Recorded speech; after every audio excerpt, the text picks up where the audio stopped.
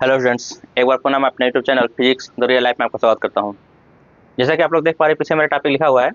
हम लोग class 10th और 12th लेवल की फिजिक्स पढ़ रहे थे।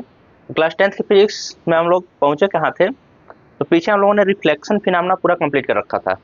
ठीक है, रिफ्लेक्शन के बाद हम लोगों ने रिफ्रैक्शन पढ़ा हुआ था। रिफ्रैक्शन में जैसे रिफ्रैक्टिव इंडेक्सेस क्या होती हैं, रिफ्रैक्टिव इंडेक्सेस से रिलेटेड न्यूमेरिकल्स कर रखे थे। आज का जो हमारा टॉपिक है वो हमारा है टोटल इंटरनल रिफ्लेक्शन, पूर्ण आंतरिक परावर्तन। ठीक, यहाँ पे हिंदी मीडियम इंग्लिश मीडियम दोनों स्टूडेंट्स के लिए मैं टॉपिक एक साथ कवर कर रहा हूँ, तो मेरे सारे कंटेंट्स हिंदी और इंग्लिश दोनों में हैं।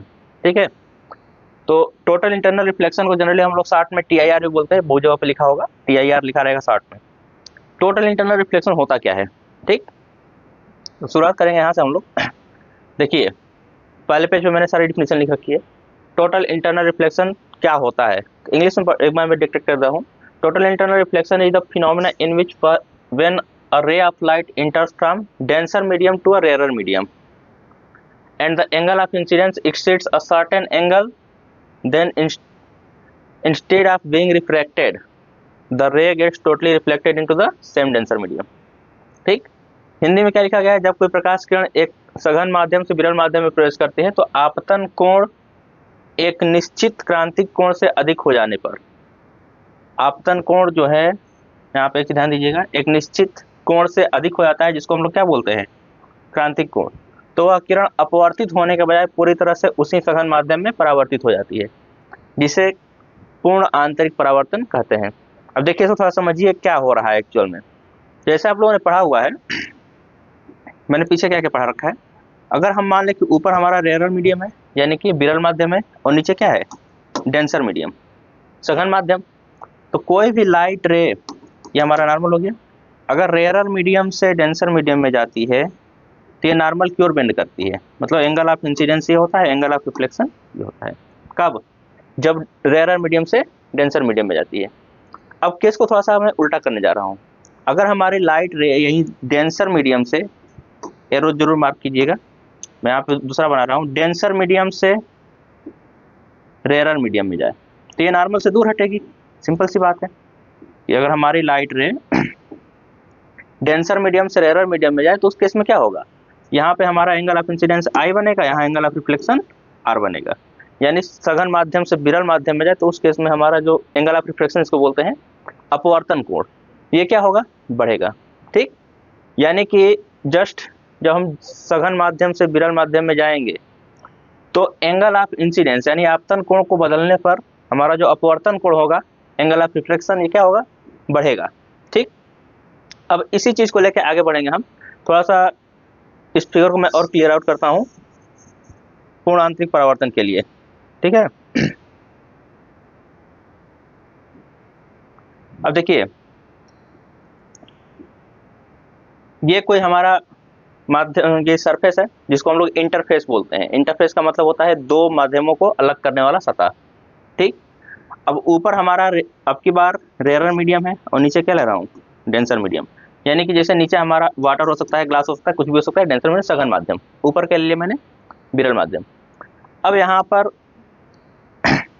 कोई लाइट रे, ये हमारा नॉर्मल है, एन डैश बोल देता हूँ मैं, कोई लाइट रे सघन माध्यम से विरल माध्यम में जा रही है। ठीक, तो सघन माध्यम में जो एंगल बना उसको एंगल ऑफ इंसिडेंस कहेंगे, और जो विरल माध्यम में बना उनको क्या बोलेंगे, एंगल ऑफ रिफ्लेक्शन, क्योंकि लाइट सघन से विरल माध्यम में जा रही है या डेंसर मीडियम से रेयर मीडियम में जा रही है। ठीक, अब मैंने अभी बताया कि जब एंगल ऑफ इंसिडेंस को बढ़ाएंगे तो एंगल ऑफ रिफ्लेक्शन क्या होगा, बढ़ेगा। तो जैसे ही हम लोग एंगल ऑफ इंसिडेंस को बढ़ाते हैं, ध्यान दीजिएगा, एंगल ऑफ इंसिडेंस को मैंने और बढ़ाया तो एंगल ऑफ रिफ्लेक्शन और बढ़ा। ठीक है, ये एंगल I है और ये क्या है, R है। एक कंडीशन ऐसी आती है कि जब हम एंगल ऑफ इंसिडेंस I की वैल्यू बढ़ाते जाते हैं तो वहाँ पे हमारा एंगल ऑफ रिफ्लेक्शन जो होता है वो 90 डिग्री एग्जैक्ट हो जाता है। मतलब क्या है कि अगर हम लोग एंगल ऑफ इंसिडेंस को और बढ़ाएं I को, तो हमारा जो एंगल ऑफ रिफ्लेक्शन होगा, हमारी जो रिफ्लेक्टेड रे है वो इधर चली जाएगी। मैं इसको रेड से मार्क कर देता हूँ, ये लाइट रे आई और रिफ्लेक्ट होकर कहाँ चली गई, इधर। यानी जो एंगल ऑफ रिफ्लेक्शन था ये R, ये किसके बराबर हो गया, 90 डिग्री के लिए। अब यहाँ पे एंगल ऑफ इंसिडेंस की जो वैल्यू है, I की जो वैल्यू है C मान लेता हूँ इसको, इसको हम लोग क्रिटिकल एंगल बोलते हैं, क्रांतिक कोण। यही चीज यहाँ पे लिखा गया है कि अगर हमारा कोई भी लाइट रे इस I बराबर C से ज्यादा हो जाए, मतलब एंगल ऑफ इंसिडेंस जो है आपतन कोण वो क्रिटिकल एंगल क्रांतिक कोण से क्या हो, ज्यादा हो, उस केस में हमारी लाइट रे क्या होगी। अब इस एंगल को अगर हम और बढ़ाएंगे थोड़ा सा, ये लाइट रे रेयर मीडियम में ना जा करके पूरी तरह से क्या होगी, डेंसर मीडियम में आ जाएगी। मतलब नेक्स्ट फिगर में बनाता हूँ यहाँ पे, अगर हम एंगल ऑफ इंसिडेंस को ग्रेटर देन C ले लें, ठीक, ये एंगल ऑफ इंसिडेंस I है, तो उस केस में हमारी लाइट रे क्या होगी, उसी डेंसर मीडियम में, ऊपर रेयर मीडियम था नीचे क्या है, डेंसर मीडियम है, तो उसी डेंसर मीडियम में फिर से पूरी की पूरी लाइट बीम वापस आ जाती है।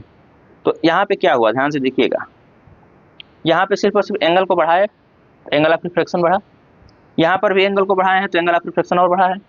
यहाँ पर जब हम I को C के बराबर कर दिए तो यहाँ पे हमारा एंगल ऑफ रिफ्लेक्शन क्या हो गया, 90 डिग्री के बराबर।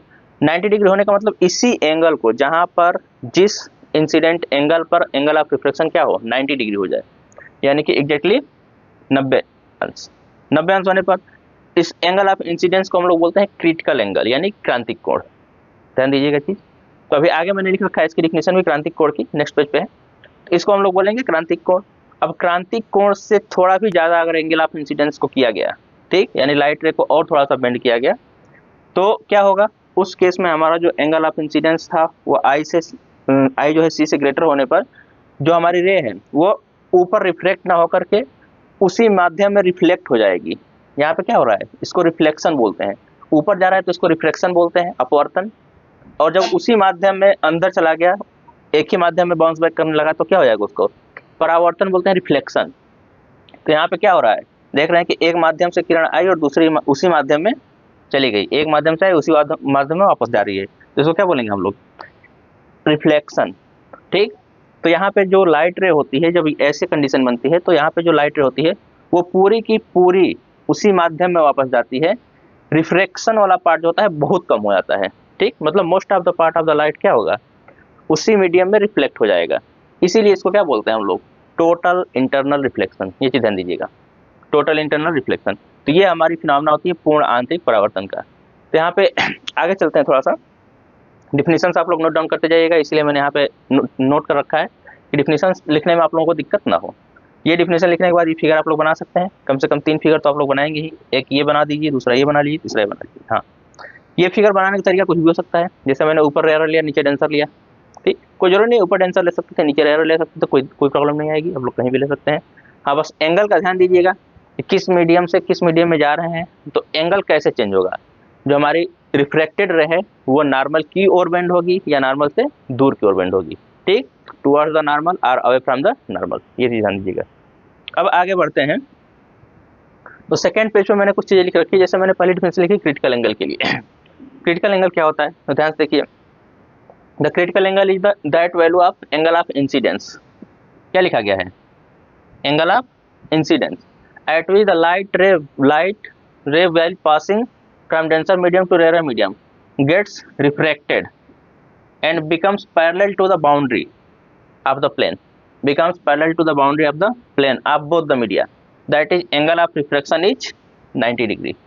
ठीक है, ये चीज मैंने अभी भी पीछे बताया कि ऐसा एंगल आई का वह मान जिस पर हमारा क्या हो, जो रिफ्रैक्टेड रे है वो बाउंड्री के पैरेलल हो जाए, या कहें कि हमारा जो एंगल ऑफ रिफ्रैक्शन है वो क्या हो जाए, 90 डिग्री हो जाए।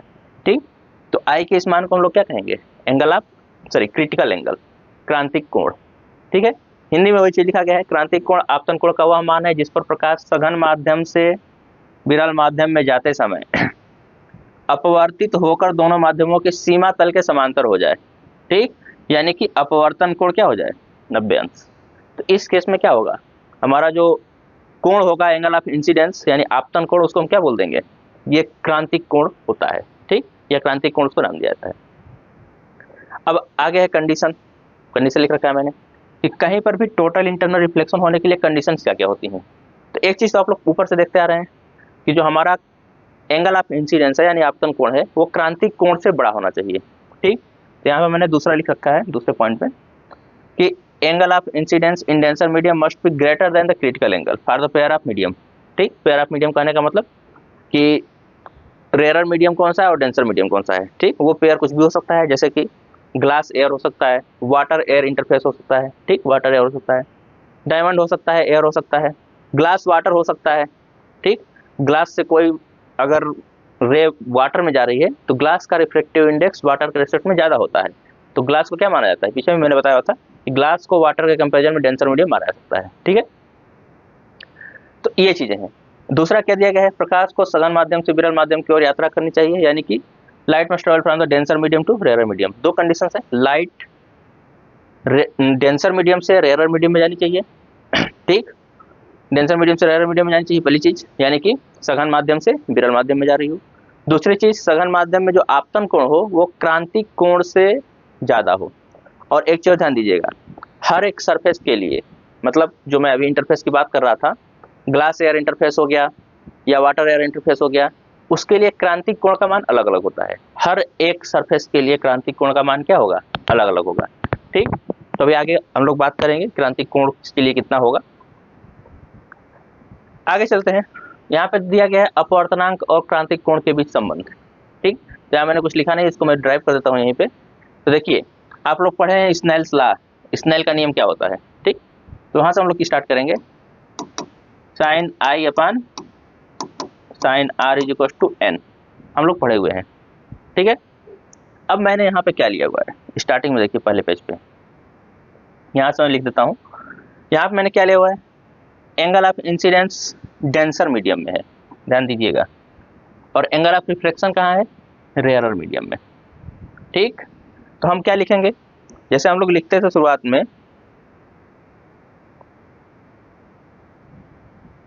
ये जो फार्मूला हम लोग लिखते थे, ये कब लिखते थे, 1 और 2 के लिए, मतलब लाइट हमारी फर्स्ट मीडियम से सेकेंड मीडियम में जा रही हो। अभी हमारी लाइट कहाँ से जा रही है, डेंसर मीडियम से रेयरर मीडियम में। मैं यहाँ बना देता हूँ, नीचे हमारा डेंसर मीडियम है, ऊपर रेयरर मीडियम है।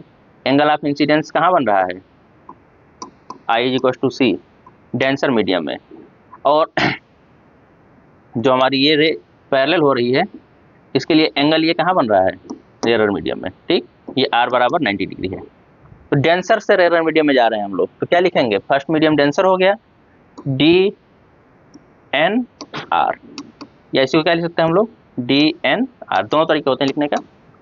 ये किसके बराबर आएगा, sine i upon sine r के बराबर। ठीक है, अब sine i upon sine r है, चूंकि यहाँ पे आर की वैल्यू 90 डिग्री हो रही है, तो साइन आई किसके बराबर लिया गया, सी के बराबर, यानी कि साइन सी हो जाएगा।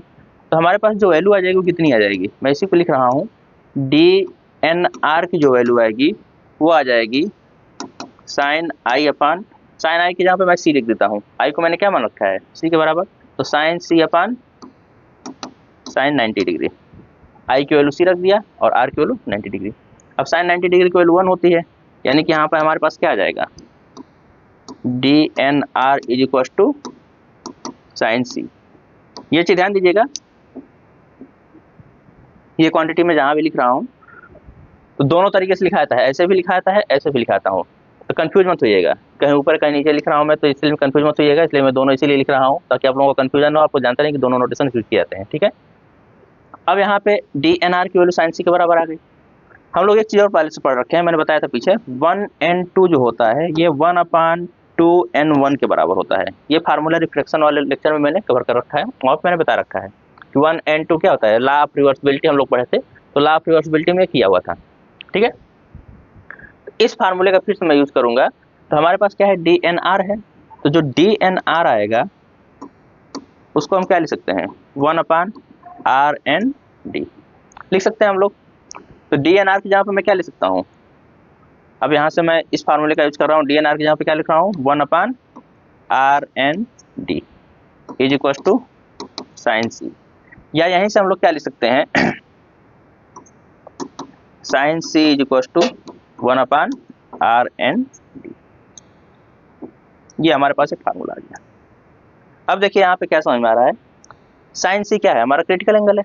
ठीक, साइन क्रिटिकल एंगल का साइन नहीं। ठीक, अब इसमें 1 अपान आर एन डी नीचे आया हुआ है, आर एन डी क्या है, reflective index of denser medium with respect to radial medium. ठीक है, अब डेंसर मीडियम का जो रिफ्लेक्टिव इंडेक्स है वो ज़्यादा होना चाहिए, अब डेंसर मीडियम का रिफ्रैक्टिव इंडेक्स जितना ज़्यादा होगा उसके लिए क्रिटिकल एंगल उतना कम होगा, ध्यान दीजिएगा। यहाँ दिख रहा है ना, साइन सी की वैल्यू क्या आ रही है, रिफ्रैक्टिव इंडेक्स के जस्ट इनवर्सली प्रोपोर्शनल। तो अगर इनवर्सली प्रोपोर्शनल आ रही है तो उसका मतलब क्या है कि रिफ्रैक्टिव इंडेक्स का मान बढ़ने के साथ एंगल ऑफ इंसिडेंस या क्रिटिकल एंगल जो होगा, ये कह सकते हैं क्रिटिकल एंगल जो होगा वो क्या होगा, घटेगा। ठीक, जैसे वाटर और एयर जो इंटरफेस होता है, वाटर एयर इंटरफेस के लिए लगभग ये 49 डिग्री आता है, 49 डिग्री।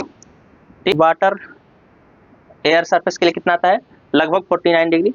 एग्जैक्ट 49 होती है तो नहीं होता है, 48.7 समथिंग होता है। ठीक है, इसी तरह से अगर हम लोग, मैं लिख दे रहा हूँ यहाँ पे, वाटर एयर के लिए कितना आ रहा है, ऑलमोस्ट 49 डिग्री।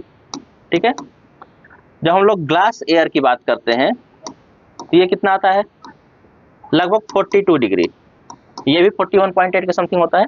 तो 42 डिग्री लगभग हम लोग मान लेते हैं ग्लास एयर इंटरफेस के लिए। अब ध्यान से देखिएगा, यहाँ पे वाटर एयर था तो वाटर का रिफ्रैक्टिव इंडेक्स क्या है, ग्लास के कंपैरिजन में कम होता है, तो कम होने के चलते इसका एंगल क्या आया, ज़्यादा आया, क्रिटिकल एंगल। अब ग्लास का जो रिफ्रैक्टिव इंडेक्स है वो वाटर के कंपैरिजन में ज़्यादा है, तो ग्लास का रिफ्रैक्टिव इंडेक्स अगर वाटर के कंपैरिजन में ज़्यादा है तो इसके लिए क्रिटिकल एंगल क्या आएगा, कम आएगा। ठीक है, इसी तरह से अगर हम लोग बात करते हैं डायमंड और एयर का, तो यहाँ पे जो आता है ये लगभग 24 डिग्री आता है। ठीक है, 24 क्या है, 24.4 होता है एग्जैक्टली, 24.41 एग्जैक्ट वैल्यू होती है, तो लगभग 24 डिग्री मान लिया जाता है, कैलकुलेशन आसान करने के लिए लगभग 24 डिग्री मान लिया जाता है। तो ये डायमंड एयर के लिए कितना आ रहा है, 24 डिग्री। मतलब यहाँ पे आप लोग समझ पा रहे होंगे कि जैसे जैसे मैंने कहा कि जो डेंसिटी होगी वो डायमंड की सबसे ज़्यादा होगी, उसके बाद क्या होगी, ग्लास की होगी, उसके बाद वाटर की होगी, उसके एयर की होगी। मतलब सबसे कम जो रिफ्रैक्टिव इंडेक्स है वो किसका है, एयर का, उससे ज़्यादा रिफ्रैक्टिव इंडेक्स वाटर का, उससे ज़्यादा ग्लास का, उससे ज़्यादा डायमंड का। तो डायमंड के लिए क्रिटिकल एंगल सबसे कम आएगा, उसके बाद उससे थोड़ा ज़्यादा आएगा ग्लास के लिए, उससे ज़्यादा आएगा वाटर के लिए, और उससे ज़्यादा आएगा एयर के लिए। तो एयर का तो लेते ही नहीं हम लोग, जनरली वाटर एयर दिया जाएगा आपको, या ग्लास वाटर दिया जाएगा, या डेंस ये डायमंड और एयर दिया जाएगा। ठीक है, ये चीज़ ध्यान दीजिएगा। ये सब हमारे क्रिटिकल एंगल्स की वैल्यूज हैं, ये लोग आप लोग ध्यान दीजिएगा। एक्चुअल में क्वेश्चन में दिया रहता है, जब भी क्वेश्चन पूछेगा तो क्वेश्चन में आपको वैल्यूज दी रहेंगी, इसके लिए निश्चित रहेगा। हाँ, लेकिन अगर आपको याद है ज़्यादा बेहतर रहता है कि एग्जैक्ट वैल्यू क्या होती चाहिए, फिर अप्रॉक्सीमेट वैल्यू कम से कम तो पता ही होनी चाहिए। ठीक है, अब आगे चलते हैं। यहाँ पे ये रिलेशन आप लोग ध्यान दीजिएगा, ये रिलेशन जो है हम लोगों को बहुत काम आने वाला है। कई जगहों पे sine C is equal to 1/n भी लिखा आता है, इसी चीज़ को क्या लिखते हैं कई जगहों पे, sine C is equal to 1/n। तो n का मतलब क्या है, refractive index of denser medium, सीधा सीधा समझ लीजिएगा। n का मतलब क्या होता है, refractive index of denser medium. क्यों ऐसा लिख पाते हैं हम लोग, ये भी मैं बता दूं। ये मैंने बताया था आर एन डी को क्या लिखते हैं, ND/NR, और NR के जहाँ पे हम लोग ले रहे हैं एयर, और एयर के लिए मैंने बताया था कि रिफ्रैक्टिव इंडेक्स क्या होता है, 1। ठीक, तो हमारा जो है ये किसके बराबर बचेगा, ND के बराबर। तो साइन सी की वैल्यू 1/ND लिखे हैं, यानी ND का मतलब refractive index of denser medium, या सीधे n लिख दें। तो कई बुक्स में ये भी लिखा हुआ है, तो ध्यान दीजिएगा कि किसका रिफ्रैक्टिव इंडेक्स की बात किया जा रहा है। ठीक, डेंसर मीडियम के रिफ्रैक्टिव इंडेक्स की बात की जा रही है। ठीक है, अब चलते हैं आगे, कुछ एग्जांपल्स लेके चलते हैं।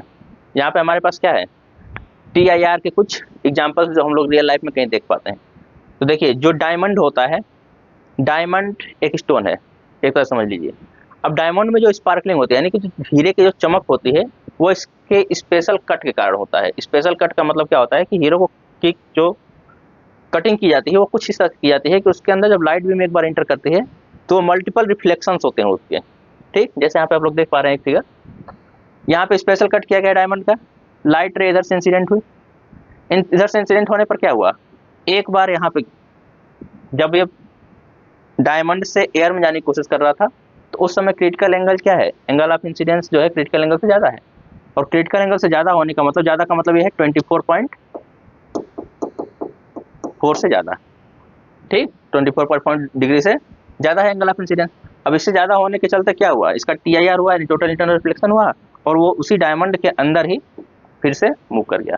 यहाँ अगेन क्या होता है, इसकी कटिंग ऐसी की गई है कि यहाँ पे जो ये एंगल ऑफ इंसिडेंस बना, ये भी क्या है, 24.4 से ज़्यादा है। यहाँ पर ज़्यादा होने के चलते यहाँ फिर से क्या हुआ, TIR हुआ, 2 बार TIR हुआ। अब यहाँ से जब एक लाइट बाहर निकलती है, तो अगर आप लोग इसको इस साइड से देखेंगे यहाँ से, तो क्या होगा, आपको ये बहुत चमकता हुआ दिखेगा। ये दोनों पॉइंट्स क्या होंगे, बहुत चमकते हुए दिखेंगे। और एक्चुअल में होता क्या है कि जब यहाँ से लाइट बीम आगे बढ़ती है तो ये 7 कलर्स में ब्रेक हो जाती है। फिर जब यहाँ से लाइट बीम आगे बढ़ती है तो और ज़्यादा 7 कलर्स में ब्रेक हो जाती है। मतलब जब बाहर ये निकलेगा तो क्या होगा, मल्टीपल कलर्स में निकलेगा। जनरली ये व्हाइट लाइट है, व्हाइट लाइट अंदर गई। व्हाइट लाइट जब किसी डेंसर मीडियम से बाहर निकलती है, जैसे प्रिज्म से बाहर निकलती थी तो वहाँ स्पेक्ट्रम बनता था। उसी तरह से यहाँ पर भी एक स्पेक्ट्रम टाइप का बनता है। तो व्हाइट लाइट जब बाहर निकलती है तो क्या होता है, मल्टीपल कलर्स मिलते हैं।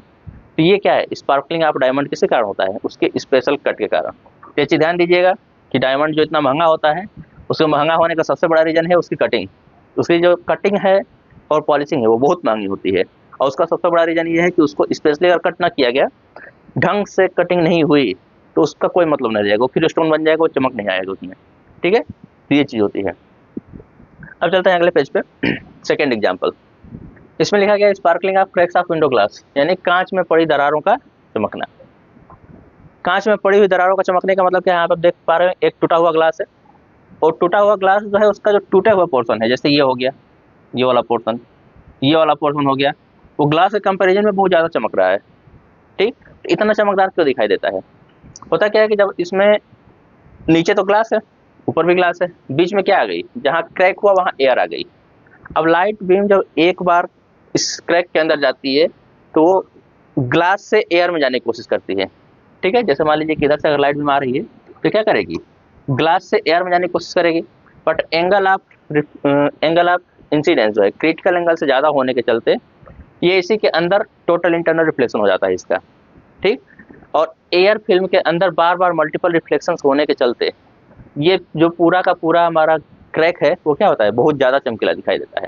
ठीक है, तो यहाँ पे जो स्पार्कलिंग ऑफ क्रैक्स होता है, यानी कि विंडोज का, अभी तो इस समय तो कई जगह पे ऐसी विंडोज भी लगती हैं जिसमें जानबूझ करके उस ग्लास को के बीच वाले पोर्शन को क्या कहता है, क्रैक किया जाता है, स्पेशल डिजाइन के लिए, स्पेशल चमक के लिए। ठीक है, कई बार आप लोग देखे होंगे कि कुछ विंडोज ऐसी होती हैं जिसमें लगता है कि टूटा हुआ कांच डाला गया है, और वो एक्चुअल में बाद में तोड़ा जाता है, तोड़ा ही जाता है उसके चमक के लिए। ठीक है, ये चीज़ें हैं। अब आगे देखिए, जो तीसरा है ये मिराज, रेगिस्तान की मरीचिका। रेगिस्तान में कभी कभी क्या होता है, हमको ऐसा समझ में आता है कि हम जैसे जा रहे हैं, हमारे सामने कोई पेड़ खड़ा है, या कभी कभी गर्मी के दिनों में हम लोग की तरफ भी होता है कि अगर रोड है, कोई रोड पर हम जा रहे हैं और सामने लगता है कि रोड पर पानी भरा हुआ है, अगल बगल कोई अगर ऑब्जेक्ट होता है उसका इमेज भी उसमें दिखाई देने लगता है। ऐसा क्यों होता है? तो रेगिस्तान में ज़्यादातर होता है गर्मी के दिनों में। गर्मी के दिनों में होता क्या है, जब ज़मीन पे लाइट पड़ती है, सनलाइट इस पोर्शन में, तो यहाँ पे जो रेत है, सिल्ट जो है, वो क्या होती है, गर्म हो जाती है।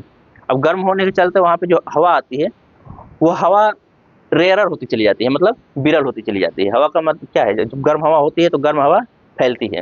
ठीक है, तो वो रेयरर होती चली गई। जो हवा ठंडी है ऊपर वाली, यानी कि जो सरफेस लेवल से ऊपर है, वो हवा भी ठंडी है, तो उसकी डेंसिटी ज़्यादा है। ठीक, अब केस क्या बन रहा है, लाइट बीम जब इंटर कर रही है तो डेंसर मीडियम से रेयरर मीडियम की तरफ जा रही है। मतलब जो लाइट बीम इस पेड़ के ऊपर से टकरा करके हमारे पास तक आ रही है, वो क्या हो रही है, डेंसर मीडियम से रेयरर में जा रही है। अब डेंसर से रेयरर में जा रही है तो उसका मतलब क्या है, वो नॉर्मल से दूर हटती जाएगी। तो यहाँ पे ध्यान से देखिए, नॉर्मल जो है वो कुछ नॉर्मल्स ऐसे बनाए गए हैं, ये नॉर्मल ऐसे हैं। ठीक, अब नॉर्मल जो बनाए गए उस नॉर्मल से क्या हो रहा है, लाइट बीम हमेशा दूर हटती जा रही है, हटती जा रही है, हटती जा रही है। तो दूर हटते हुए यहाँ पर आई जो सरफेस लेवल तक, तो ये क्या हुई, पूरी तरह से बेंड हो गई। अब क्या हुआ, इसके आगे जो लाइट बीम है वो रेयरर मीडियम से डेंसर मीडियम में जा रही है। अभी तक क्या हो रहा था, डेंसर से रेयरर में जा रही थी, अब जब ऊपर की तरफ चलती है तो रेयरर से डेंसर में, तो अब क्या होगा, वो नॉर्मल की ओर बेंड करेगी। ठीक है, ये रेड कलर से जो मार्क कर रहा हूँ नॉर्मल से, अब ये लाइट बीम क्या हुई, नॉर्मल की ओर बेंड करते जा रही है। अब हम अगर दूर से यहाँ से देख रहे हैं तो उस केस में हमको क्या लगेगा कि इस पेड़ का इमेज यहाँ बना हुआ है नीचे की तरफ, ये दिख रहा है। इसी कारण हमको लगता है कि सामने क्या है, पानी भरा हुआ है, यानी कि इस पेड़ का इमेज बनने का मतलब क्या है, जनरली इमेज पानी बनता है, तो हमको लगता है कि आगे क्या है, पानी है, कोई तालाब जैसा कोई चीज़ हो सकती है। तो ये चीज़ें गर्मी के दिनों में अगर प्लेन हाईवे पे आप चल रहे हैं तब भी होता है, ये ध्यान दीजिएगा। और नहीं तो रेगिस्तान में होता है, तो रेगिस्तान में इसको मरीचिका बोला जाता है। ठीक, रेगिस्तान की मरीचिका या इंग्लिश में मिराज बोला जाता है, ध्यान दीजिएगा। तो यहाँ पर भी क्या हो रहा है, एक्चुअल में TIR के कारण ही हो रहा है, टोटल इंटरनल रिफ्लेक्शन यहाँ भी हो रहा है, और टोटल इंटरनल रिफ्लेक्शन के कारण ही ये हो रहा है, ये बनता है। आगे चलते हैं, नेक्स्ट चौथा क्वेश्चन, चौथा एग्जाम्पल। ऑप्टिकल फाइबर, प्रकाशिक तंतु। ऑप्टिकल फाइबर क्या होता है? ऑप्टिकल फाइबर जो कंस्ट्रक्शन होता है, एक्चुअल में इसमें कोई भी डाटा ट्रांसमिट करते हैं हम लोग ऑप्टिकल पल्सेस के फॉर्म में। ठीक, ऑप्टिकल पल्सेस का मतलब क्या है? लाइट पल्सेस कह सकते हैं आप लोग, कि लाइट पल्सेस के फॉर्म में डाटा को ट्रांसफर किया जाता है। जनरली आप लोग देखे होंगे कि जो हमारे पास फाइबर्स लगते हैं, एयर फाइबर हो गया, या फिर एयर फाइबर जनरली यूज नहीं किया जाता है, लेकिन जो वायर्ड लगते हैं वाईफाई, उसमें वाईफाई के जस्ट पीछे एक येलो कलर की केबल जोड़ी जाती है, और जो केबल वाली वाईफाई आती है उसमें पूरी केबल जो बॉक्स से आपके घर तक कनेक्शन दिया जाता है, उसके अंदर यही चीज़ होता है, ऑप्टिकल फाइबर ही होता है। और उसमें जो डाटा ट्रांसफर होता है वो ऑप्टिकल फाइबर के थ्रू ही होता है। अब इसमें होता क्या है, सबसे अंदर कोर होता है, उसके ऊपर क्लैडिंग होती है, ठीक, और सबसे ऊपर कोटिंग होती है। कोर क्या है? कोर एक ऐसा मटेरियल ले आता है जिसकी डेंसिटी क्या हो, ज़्यादा हो, या जिसका रिफ्रैक्टिव इंडेक्स बहुत ज़्यादा हो। तो हाई रिफ्रैक्टिव इंडेक्स का कोर होता है, ध्यान दीजिएगा, हाई रिफ्रैक्टिव इंडेक्स का कोर होता है हमारा। अब इसका जो रिफ्रैक्टिव इंडेक्स है, इसके कंपैरिजन में जो क्लैडिंग होती है, इसका रिफ्रैक्टिव इंडेक्स कम रखा जाता है। इसे ध्यान समझिएगा, कोर का जो रिफ्रैक्टिव इंडेक्स है, कोई कोर क्या है, एक मटेरियल का पाइप टाइप का सॉलिड मटेरियल है जिसका रिफ्रैक्टिव इंडेक्स ज़्यादा रखा गया है। जस्ट उसके ऊपर क्लैडिंग होती है, यानी कह सकते हैं कि उसके ऊपर एक कवर टाइप का चढ़ाया गया होता है जिसका रिफ्रैक्टिव इंडेक्स क्या होता है, बीच में एयर गैप नहीं है, ये भी ध्यान दीजिएगा, बीच में एयर गैप नहीं आता, ये इसके ऊपर पूरी टाइटली पैक्ड होते हैं। तो अब ये क्लैडिंग जो है, इसका रिफ्रैक्टिव इंडेक्स इसके कंपैरिजन में, कोर के कंपैरिजन में ज़्यादा, सॉरी, कम रखा गया है। अब कम रखने के चलते जब भी लाइट बीम इसमें इंटर करती है कोर में, तो डेंसर मीडियम से रेयर मीडियम में जाने की कोशिश करेगी। यहाँ पे ऐसे समझ लीजिए आप लोग, ये हमारा कोर हो गया, जस्ट इसके ऊपर क्या है, क्लाइडिंग है, जो वाइट से मैंने मार्क कर दिया। अब कोर के अंदर अगर कोई लाइट इंटर की और इसका एंगल ऑफ इंसिडेंस क्या है, क्रिटिकल एंगल से ज़्यादा है, तो ये डेंसर मीडियम है ये वाला, और जस्ट इसके ऊपर मैंने बताया कि इसका रिफ्रैक्टिव इंडेक्स कम होता है, तो ये क्या हो गया, ये रेयर मीडियम फॉर्म कर देंगे दोनों तरफ। अब जैसे ही लाइट रे इसमें एंटर करते हैं, डेंसर मीडियम से रेयर मीडियम में जाने की कोशिश करती है, तो वहाँ पे इसका टी आई आर हो जाता है, क्योंकि क्रिटिकल एंगल क्या होता है, ज़्यादा होता है। ठीक, जो एंगल ऑफ इंसिडेंस है वो क्रिटिकल एंगल से ज़्यादा होता है, टी आई आर के चलते लाइट रे इसी के अंदर रिफ्लेक्ट हो जाती है। फिर से यहाँ पे वही चीज़ होगा, क्रिटिकल एंगल ऑफ इंसिडेंस जो होगा क्रिटिकल एंगल से ज़्यादा होगा, तो ये बार बार इसी के अंदर क्या होती है, ऐसे चलती है, ट्रेवल करती है। जो डाटा केबल्स होते हैं, यानी कि ऑप्टिकल फाइबर केबल्स होते हैं, उसके अंदर हमारे पास जो लाइट पल्सेस होते हैं इस फॉर्म में मूव करते हुए आगे बढ़ती हैं। ठीक, अब इसमें अगर इसको बेंड भी कहीं कर दिया जाए तो बहुत ज़्यादा अंतर नहीं आता, क्योंकि टोटल इंटरनल रिफ्लेक्शन के चलते इसका जो डाटा है वो मैक्सिमली हाई रेट से ट्रांसफर होता है, लाइट की स्पीड से ट्रांसफर होता है। ठीक, अब इसके ऊपर जो कोटिंग लगती है, जस्ट इसके ऊपर क्या है, जो कोटिंग की कवर बनाई गई है, तो कोटिंग इसके सिक्योरिटी के लिए बनाया जाता है, क्योंकि जो कोर और क्लैडिंग है ये तो हमारी वर्किंग ड्यूरेशन मटेरियल्स हो गए। वर्किंग मटेरियल के जस्ट ऊपर क्या होता है, एक हमको सिक्योरिटी लेवल चाहिए होती है, सिक्योरिटी के लिए क्या लगाया जाता है, कोटिंग या बफर, इसको बफर कोट भी बोलते हैं। कोटिंग लगाया जाता है ताकि हमारा जो अंदर वाला पूरा का पूरा ग्लास पाइप हो क्या हो, सिक्योर्ड रहे। तो ये चीज़ समझ लीजिएगा कि इसमें इस तरह से डाटा ट्रांसफर होता है। ऑप्टिकल फाइबर केबल्स इस समय बहुत ज़्यादा चल रहे हैं, ठीक, क्योंकि इसमें डाटा की स्पीड जो है बहुत फास्ट होती है, डाटा ट्रांसफ़र बहुत हाई रेट पर हो सकता है, तो इसमें ऑप्टिकल फाइबर्स का बहुत ज़्यादा यूज़ किया जाता है। इसका पूरा का पूरा एक सिस्टम बना हुआ है, अगर पढ़ेंगे डीप में जाकर के तो बहुत लंबा है ये। ठीक, तो इसका जो बेसिक प्रिंसिपल है वो क्या है, टी आई आर पर ही काम करता है ये। तो ये हमारा 4 एग्जाम्पल था। तो आज का जो हमारा टॉपिक था ये पूरा था। ठीक, आज के पूरे टॉपिक में हम लोगों ने क्या डिस्कस किया, T I R, total internal reflection क्या होता है, उसका फार्मूला क्या आता है, उसके बाद फार्मूले के साथ उसके कुछ बेसिक्स एग्जाम्पल हमने देखा जो हमारे रियल में दिखते हैं एक्चुअल में। ठीक है, जो हमारा नेक्स्ट टॉपिक होगा हमारा क्या होगा, लेंसेज के ऊपर। मिरर्स ऑलरेडी हम लोगों ने कर रखा है, हमारे पास बचा क्या है अब, लेंसेज। तो अब लोग अगला टॉपिक जो होगा हमारा, जो अगला लेक्चर होगा उसमें हम लेंसेज के बारे में डिस्कस करेंगे, लेंसेज से रिलेटेड कुछ न्यूमेरिकल्स करेंगे, लेंसेज से इमेज का फॉर्मेशन कैसे होता है उसके बारे में पढ़ेंगे। तो ये सारी चीज़ें अगले लेक्चर्स में हम लोग डिस्कस करेंगे। तो मिलते हैं फिर नेक्स्ट लेक्चर में, तब तक के लिए धन्यवाद।